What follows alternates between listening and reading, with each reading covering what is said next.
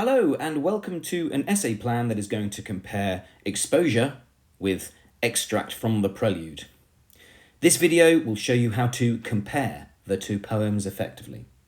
There's lots of videos that will do a really good job of analysing each poem in isolation, which is important, but that is only step one. Step two is to compare the two poems, which means to write about their similarities and their differences. That is what the examiner wants. So this video will go through 4 points for 4 separate paragraphs, give you evidence to back each of these up, and importantly, link back to the key word in the question. If the paragraphs don't link back to the key word in the question, then the question is not being answered. If the question is not being answered, you're not going to get the marks. Now, some of these points you might gel with, some you might not, some you might feel more comfortable combining, some you might feel more comfortable completely ignoring. I hope that they will help and be perhaps a stimulus for further thought. Okay, so you've opened up the exam paper and this is the question that you've got at the top. How is the power of nature presented in exposure and one other poem? Now, you can compare exposure with whatever poem you want, but as it's a poem all about being confronted by a powerful force in terms of the natural world, I can just really imagine comparing this with extract from the Prelude. And I've got what I hope are 4 really, really good points that would give you an outstanding essay. So what are they? Well, number 1, both poems contrast. They're different in their treatment of how weather affects each protagonist. Whereas in exposure, the weather is a slow, evil killer in, so to speak, stealing the boat, nature provokes a curious mixture of pain and pleasure. Here is what I hope is some really good evidence to back this up. What's my evidence that exposure is a slow, evil killer? Well, the fact that it drags it out with some sibilance, and this sibilance surely emphasises pain. This is just one line of sibilance that runs through the entire poem. The merciless iced east winds that knive us. That sibilance, everybody, I'm suggesting surely, as it's read out loud, elongates the, as it were, noise of the poem. And the fact that the sibilance runs all the way through the poem, from the beginning to the end, suggests it is a slow, or if you will, never-ending presence that you just cannot escape. And the fact that it is sibilance, everybody, surely makes it sound quite evil. One thing we often say about sibilance is that it reminds us of a hissing snake, which of course has connotations of evilness, as it were. This, I'm suggesting, is the whistling wind that we hear run all the way through the poem, and because it is sibilance, it is evil. This is slightly different from the adjectives and the language that we could use when we wanted to analyse extract from the Prelude, where we have a range of adjectives and other techniques that connotes pleasure as well as pain. So what are the adjectives that and the language that connotes pleasure? Well, surely the adjective lustily suggests that this person is becoming very invested in what they're doing. The use of the adjective proud implies that, of course, they are elevating themselves amongst others. The adjectives glittering and sparkling are, on one hand, adjectives that we would associate with things that are of high value, which are precious, which are, of course, appealing to the eye. But on the other hand, if something is sparkling, everybody, it's not so much giving us a high degree of pain, but it's perhaps slightly distracting us. It's perhaps leading us down a path that we would not like to go. And this is followed up in the poem with lots of unpleasant, as it were, painful language that then follows. The idea of all of this ending up being a trouble to my dreams in the final line. We also have the simile like a swan, which suggests slow, graceful movements. But those of us that know anything about swans are aware that they can very quickly attack and, believe it or not, can actually harm you if you were to antagonise them too much. So that, I think, is a great paragraph that you could get well over half a page of writing about. How in exposure it's a slow, never-ending evil killer, the weather, but the natural world in stealing has a curious combination of pain and pleasure. Paragraph 2, both poets contrast in their use of personification. Whereas in exposure the weather is personified as a force that kills them, in stealing the boat it is personified as a force that terrifies the speaker. So all I'm doing here, everybody, is I'm noticing the fact that both poems have personification in them, and I'm trying to impress the examiner by saying I've noticed this, but I've also noticed a slight subtle difference. In exposure, the personification, I'm sorry to say, eventually kills the soldiers. In the Prelude, happily, it doesn't kill them, but it certainly terrifies them. So what's my evidence for that, everybody? Well, I mean, there's so much personification of the weather and exposure, I don't know where to start. But the examples that are underlined on the screen are all ripe for analysis. We hear how the snowflakes pause, flock together, and then renew their attack. So I would quote that in my essay, and I'd be saying how this shows a conscious, deliberate desire to get together and then attack the soldiers as it goes on in shivering ranks of grey. They are organised, they are purposeful, they know precisely what they're doing. Similarly, we hear that they are touching the faces of the soldier with stealth. Stealth means you're doing something quite sneakily or covertly. And this in itself shows the rather sinister personification of the weather. We hear how the snowflakes go wandering up and down on the wind. The use of the verb wandering suggests an untamable ability to just walk where it wishes to go. Nobody can stop these snowflakes. The human beings are powerless as they watch the snowflakes almost taunting them in front of their eyes. It can wander as and where it wants to go.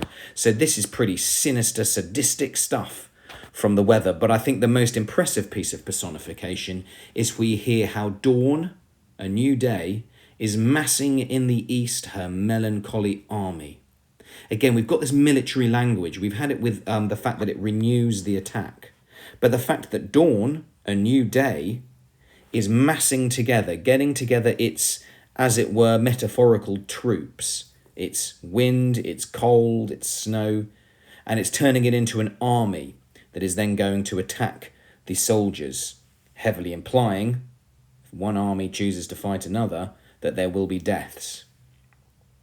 So dawn, a time of a time of new beginnings, is inverted here as a time that is actually going to bring, I'm sorry to say, a great deal of death and dismay to the soldiers in the First World War trenches. That is so much personification there that is ripe for analysis, which I would really encourage everybody to write a lot about.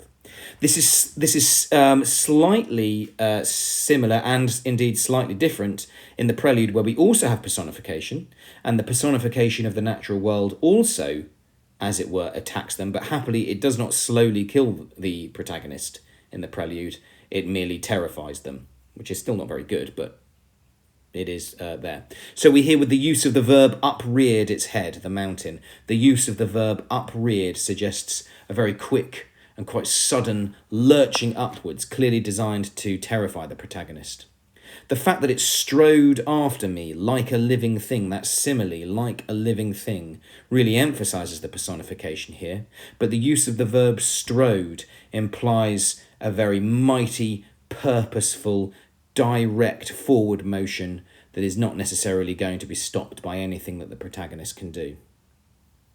And again, in the same way that the weather in exposure pauses, flocks, and then renews its attack as if it's doing this consciously and deliberately, so too does it appear that the mountain has voluntary power. So I would analyse the use of the adjective voluntary to imply that this peak within the Lake District can terrify or not terrify anybody as and when it chooses to do so. So a really good paragraph there, I hope, where I've talked about how I have noticed personification in both poems, but I've noticed how they both have slightly different effects at the end of it all. Point number 3, both poets contrast in how each each portrayal of the weather affects the critical faculties, or if you want a slightly simpler way of saying it, decision-making capabilities of each speaker. This is something that I also talk about when I'm comparing exposure with Storm on the Island.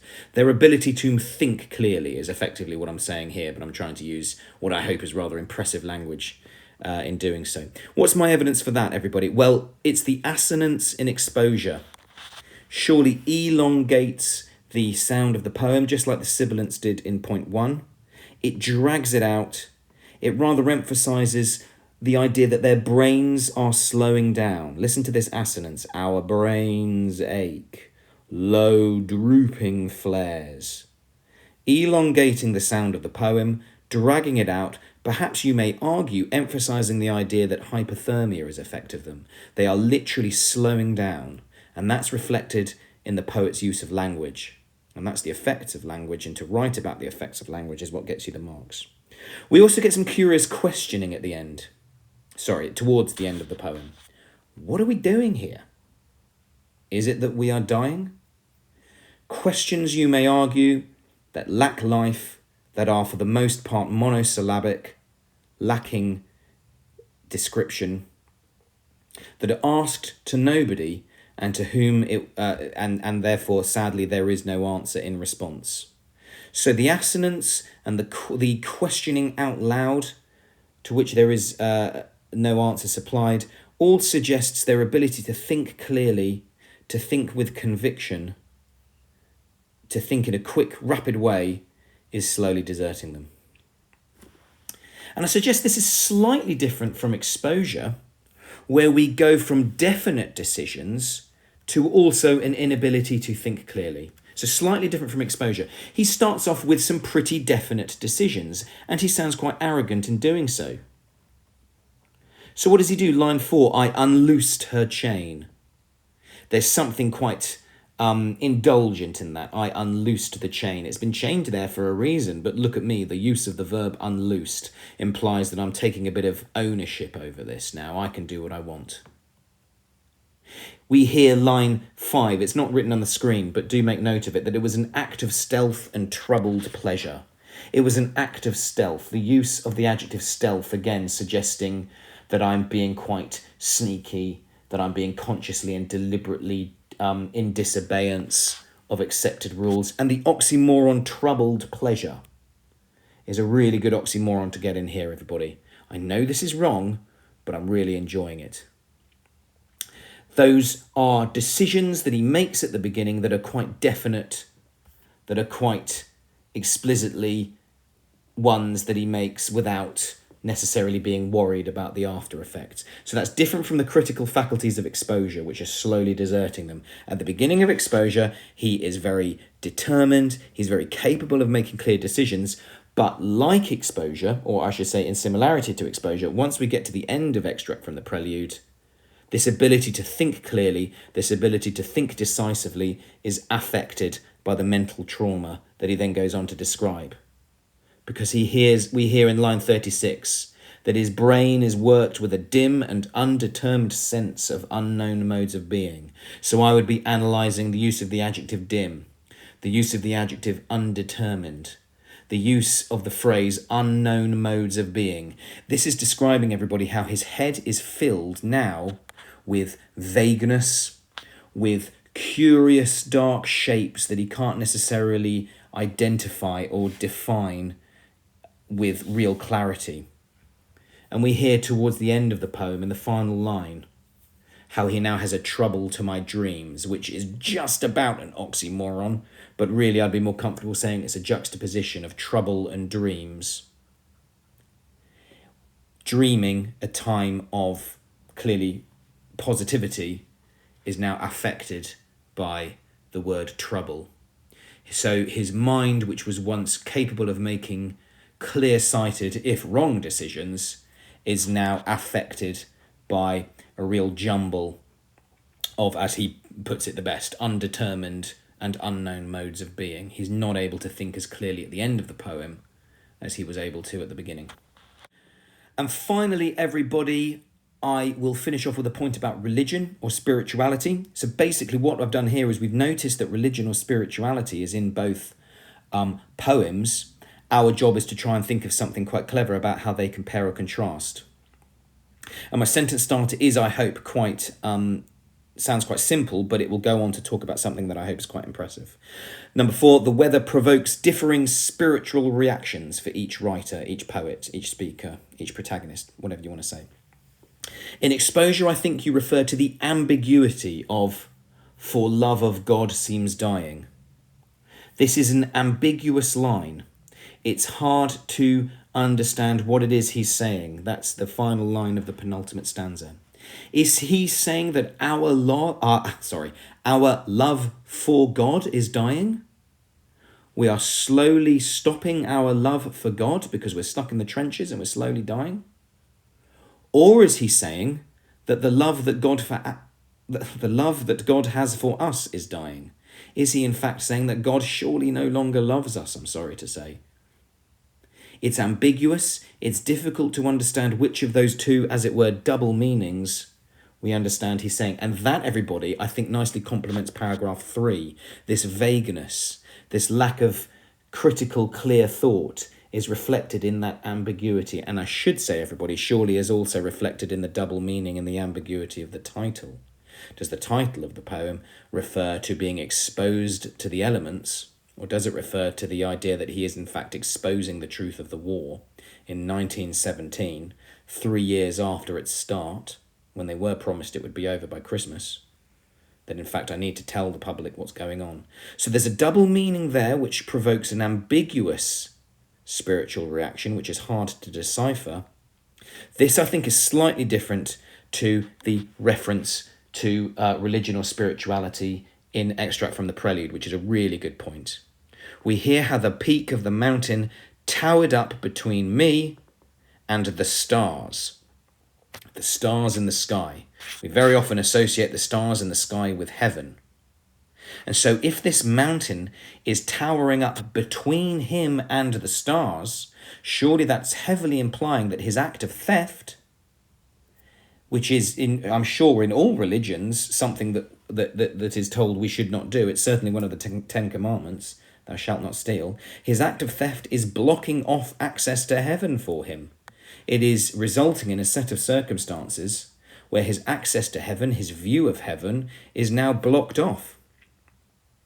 And that is surely far more dramatic, far more decisive than that vague ambiguity, but nonetheless not insignificant reference to religion and spirituality and exposure. As a pantheist, Wordsworth may also recognise the godly, monumental conduct of the mountain. What I mean by that, everybody, is that this mountain is an enormous force that seems to stride after him, that seems to pursue him very much like some sort of living, godlike entity that is certainly non-human and all-powerful and surely omnipotent. So I hope that's a really, really good point there, everybody, that talks about religion in both poems, or spirituality in both poems. And that's an essay plan, everybody, that I think is a really, really good one. You've got 4 really good points there. I know that they're both long poems, but what can I say? If they're very long poems with lots of dense, difficult language, that generally means that there's a lot of good things that one can extract from both of them to compare.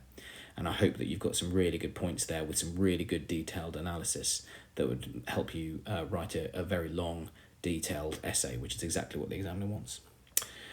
Okay, everybody, that was a big one. Bye for now.